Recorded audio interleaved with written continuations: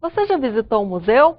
A maioria dos museus hoje em dia tem um serviço de ação educativa para auxiliar o entendimento do público sobre o que está exposto. Hoje vamos conhecer o projeto do MAC, na USP, um dos pioneiros desse serviço no Brasil.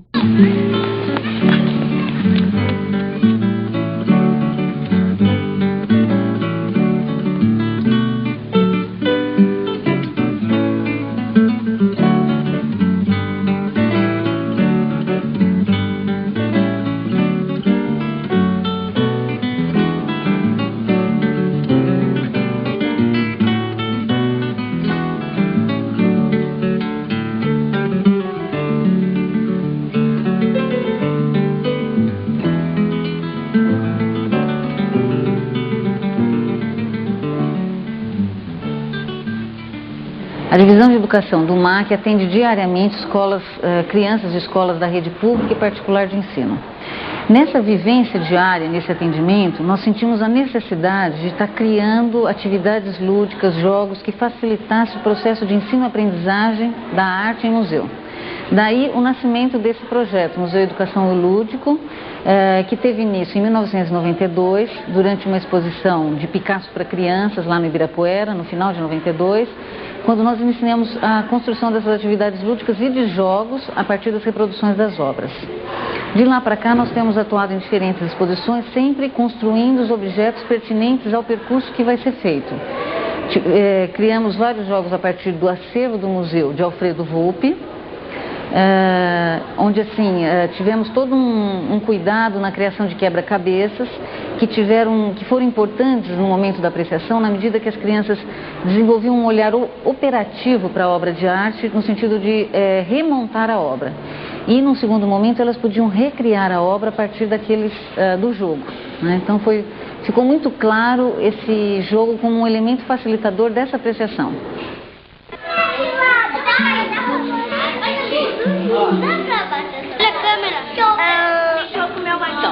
Dois itens vão procurar uma obra que está ali no espaço, uma imagem. E aí vão vir aqui e vão contar para o outro como que é essa obra, para ver se através da descrição dele vocês descobrem. Procurar essa.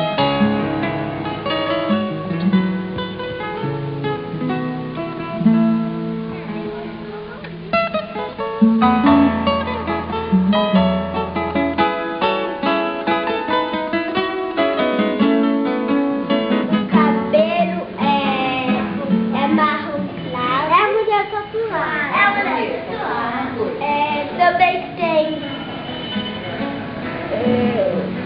Ela é bem fluxa.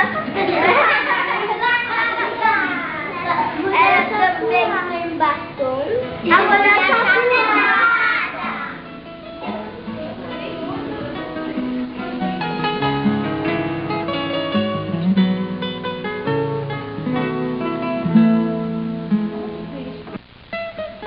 Em que lugar ele está? Ele se olhou no espelho para se autorretratar, mas ele se representou onde? Ele colocou, então, atrás da figura, no segundo plano, no fundo tem o mar. Tem uma coluna do lado direito, né? E quando eu olho o Vinhar, aquele artista que se autorretratou no mar, eu logo identifico a água, a representação da água. Nesse caso, eu posso ver muitas coisas nessas formas geométricas. E não está errado, cada um vê uma pintura também a partir da sua história, da sua vida, do seu interior. Então, há quem olhe e veja aí um fundo que é uma cortina, é uma coxa, é o interior de uma casa. Mas o que na verdade, é um fundo abstrato, gente. Quando ela pintou esse retrato, os artistas copiavam as pessoas exatamente como elas são, com todos os detalhes. As pinceladas não eram aparentes, desapareciam as pinceladas, né? Porque eles pintavam com muito cuidado. A Anita Malfatti pintou dessa forma, com muita liberdade. Ela colocou as cores reais das pessoas na figura da mulher. Nós vemos pessoas, por exemplo, na rua com essa cor no rosto? Não, amarela. ela tem muito vermelho aqui. Muito vermelho. E assim mostra um pouquinho como o artista, então, ele trabalha só sobre a tela. O artista trabalha sobre a madeira. Sobre a madeira. A pedra. Então, aonde eu fizer um surro, onde eu introduzir a goiva, é onde não vai entrar a tinta. Estou fazendo todas essas linhas com um movimento rápido. E aí a tinta ficou só sobre a madeira, onde ele não havia interferido. Deu para entender? Então o espaço branco é onde a tinta não pegou. Atualmente, a exposição Retratos e Autorretratos, nós pudemos fazer parte da curadoria, dividimos a curadoria com um outro projeto da Divisão de Educação e criamos um espaço lúdico interativo. Então, após a apreciação das obras, as crianças têm um momento assim, de jogos, brincadeiras, daí o título da exposição, onde elas podem, inclusive, colocar acessórios, se vestir, para se colocar como modelos para os seus colegas as retratarem, né? Então, está sendo um momento muito prazeroso. Conhecer obras de arte e brincar ao mesmo tempo, essa é uma forma de tornar prazeroso o ato de aprender. Dessa forma, o aprendizado é uma grande aventura. Fique por aí, no próximo bloco tem mais.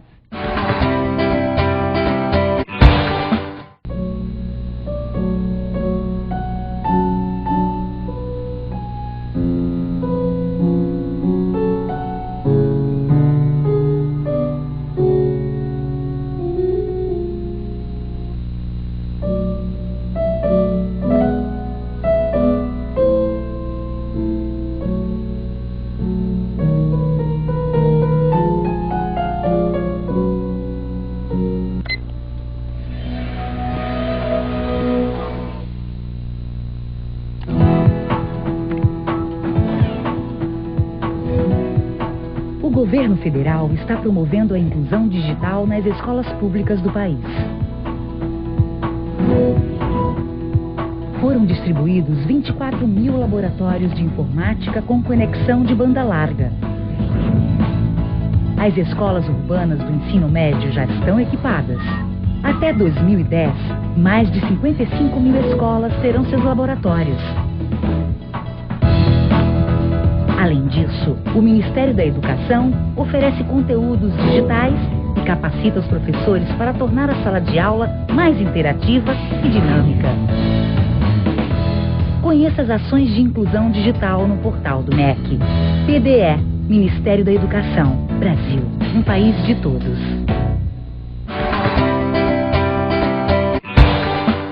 A construção de jogos em material resistente faz com que as crianças possam manipulá-los sem medo. A criação de ludotecas e jogotecas é uma pretensão de diversos museus. De acordo com a referência de cada exposição, há a criação de jogos e brincadeiras diferentes. Assista o segundo bloco. Apresenta cortes aleatórios. Os cortes respeitam a composição da obra, essa é a ideia. E no caso de Volpe, isso não foi difícil, porque ele apresenta uma simplificação compositiva, um geometrismo que vai aumentando na produção poética dele, e que nessa fase das casas, do casario, das fachadas, assim, facilitou muito a construção dos quebra-cabeças. Então, assim, o jogo, todos os jogos realizados nessa exposição Retratos e Autorretratos nos quebra-cabeças, vieram à tona esse desafio do corte na madeira não ser reto. O cara a cara é uma adaptação do jogo cara a cara da estrela, né? O que a gente tem chamado de retrato a retrato.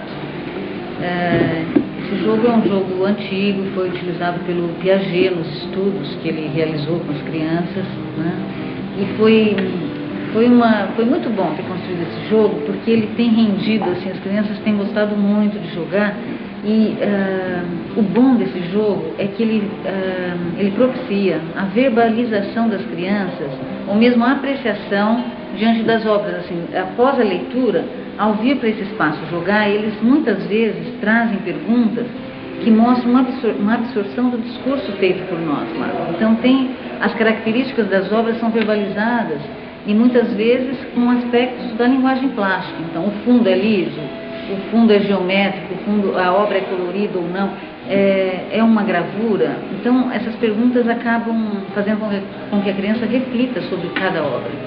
Eles mesmos dizem que o jogo é interessante, é legal, porque faz pensar. Porque assim, são 27 cubos que possibilitam a formação de 9 imagens da exposição e 9 faces lisas. Nós optamos por colocar as faces lisas para facilitar mesmo, senão o jogo ia ficar muito difícil.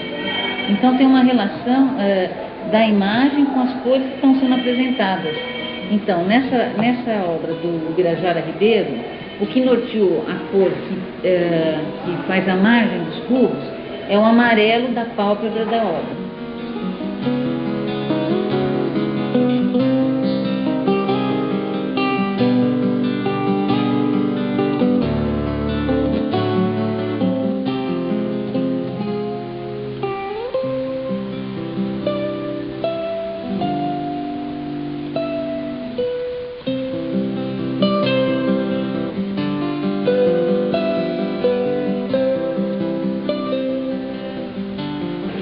E também o que a gente tem feito é facilitar o jogo para os pequenininhos, tirando só 9 cubos. Só essa parte. Só essa, por exemplo.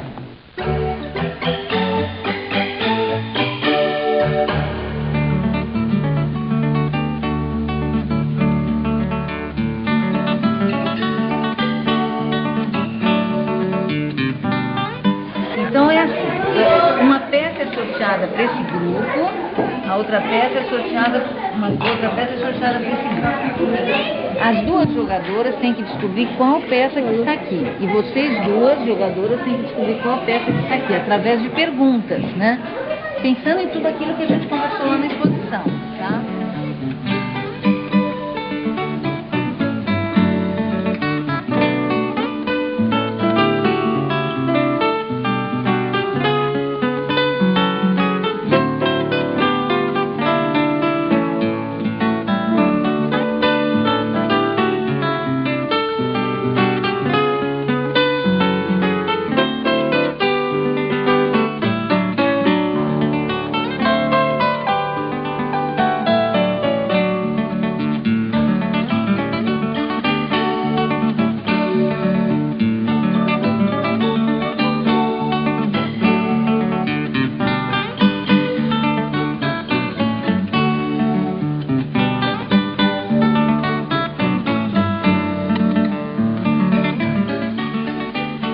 Nosso desejo é, primeiro, a permanência desse espaço lúdico, que independente da exposição, da curadoria que esteja sendo apresentada, que o espaço lúdico permaneça com todo um trabalho lá de jogos e brincadeiras coerentes com a proposta da exposição.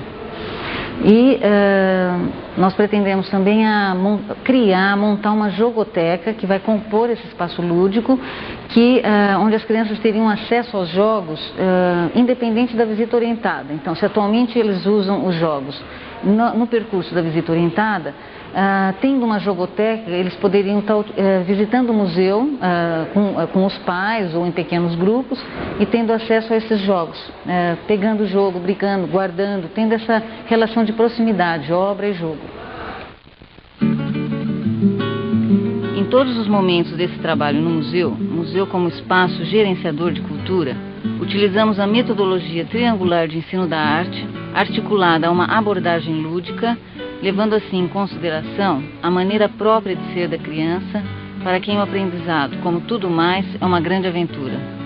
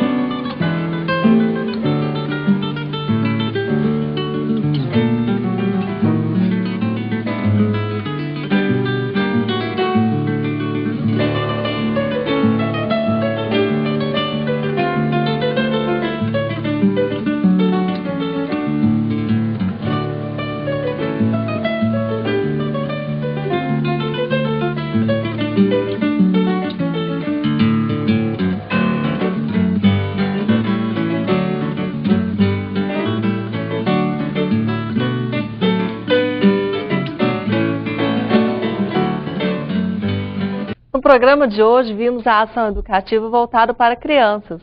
Porém, há projetos para todas as idades nos museus. Visite-os. Até o próximo programa.